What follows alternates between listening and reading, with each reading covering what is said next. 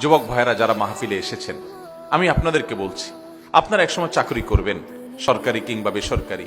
আপনারা একসময় দোকানদারি করবেন, ব্যবসা বাণিজ্য, কিংবা আপনারা চাষাবাদ করবেন, কিংবা বিদেশ যাবেন। যেখানে যান, পৃথিবীর যে প্রান্তেই থাকেন, যেই কাজই করেন, হারাম উপার্জন করবেন না। ঠিক আছে তো ইনশাআল্লাহ? হারাম উপার্জন না করলে মানুষের কাছে দাম পাবেন না, বইয়ের কাছে দাম পাবেন না, মা বাবার কাছে দাম পাবেন না, এলাকা মানুষের কাছে দাম পাবেন না, হুজুরও হয়তো অনেকে দাম দিবে না, কিন্তু আল্লাহ তাআলা দাম দিবেন। কারোর দামের দরকার নাই, যার দেওয়া দরকার তিনি দিবেন ইনশাআল্লাহ। হারাম ছাড়ার জন্য সাহস লাগে, সৎ সাহস বলে এটাকে।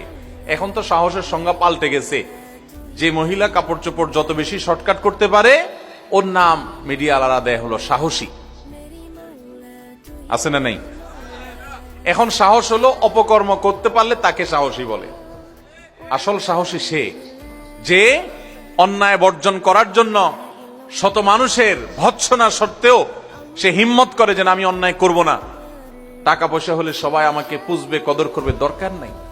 আমার অল্প টাকা, আমি গরিব থাকবো, কিন্তু আমার ভেতর বলবে আমি সৎ। আমার মধ্যে এক ধরনের সাহস কাজ করবে, এক ধরনের বীরত্ব আমি অনুভব করব যে আমি হারামে যাই নাই, চেষ্টা করব না ইনশাআল্লাহ। আর যারা ছোট লোক, মানুষ দেখে তাদেরকে বাহাবা দেয়, টাকা পয়সা, গাড়ি বাড়ি, শয়তান ফুসলায় যে আরে একটু কামায় নে। এই মৌলবীর কথা শুনে যদি তুই ভালো হয়ে যাস, তাহলে বড়লোক হবি কেমনে?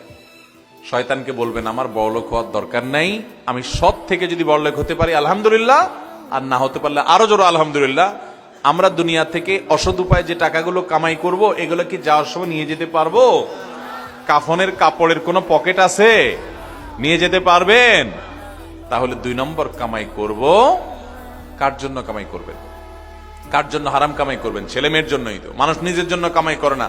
যত ঘুষখোর, যত সুদখোর, যত টিন চোর, যত গম চোর, যত রিলিফ চোর, যত হারামখোর আছে, এদের সবাইকে জিজ্ঞাসা করেন কার জন্য এত কষ্ট করেন। তারা কেউ কিন্তু নিজের এক পেটের জন্য এত কষ্ট করে না। কার জন্য করে জানেন? ছেলে মেয়ের জন্য, পরিবারের জন্য।